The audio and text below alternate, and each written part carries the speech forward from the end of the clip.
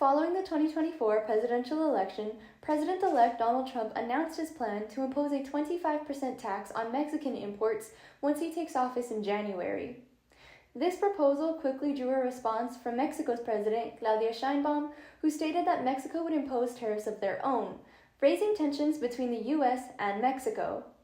But what could these proposed tariffs mean for border cities like El Paso, which rely on Mexican trade? El Paso, located at the far western edge of Texas, is a vibrant city that connects two nations. Best known for its proximity to Ciudad Juarez in the state of Chihuahua, Mexico, and for its Mexican-influenced culture, El Paso's unique location on the U.S.-Mexico border makes it a key component in international trade. As one of 32 ports of entry and one of 11 land ports in Texas, El Paso trails only behind Port Laredo in terms of international trade volume.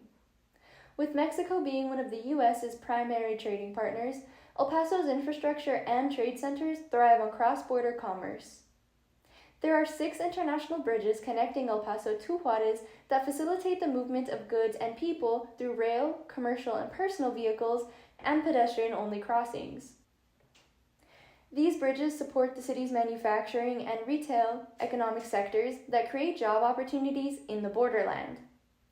UTEP economics professor Tom Fullerton says that because of international commerce, El Paso has greater concentrations of transportation and warehousing employment compared to other cities in the United States. Fullerton also says many business alliances are formed in the borderplex that are not replicated in other regions. This is because El Paso is the largest U.S. metropolitan economy with its downtown area directly adjacent to the border. Trade data from the Texas Comptroller reveals how interconnected the city's economy is with Mexico. In 2018, its primary imports from Mexico included electronics, machinery, and vehicles, while its primary exports were also electronics and machinery. This is made possible by the North American Free Trade Agreement, better known as NAFTA, that eliminated tariffs between the U.S., Mexico, and Canada in 1994. But Trump's proposed tariffs could disrupt this balance. By taxing imports, tariffs attempt to drive consumers toward domestic products, but they unintentionally reduce domestic competition and increase consumer prices. For a free trade zone like El Paso, this could mean reduced economic activity and job growth on both sides of the border. El Paso's retail sector, which relies on foreign-owned maquiladoras, would also suffer. According to Mexican business leaders in Juarez currently operates 320 maquiladoras that import raw materials from the U.S. and export finished goods. Federal Reserve data shows that maquiladoras create approximately 1 million jobs in border cities and 2.7 million jobs overall.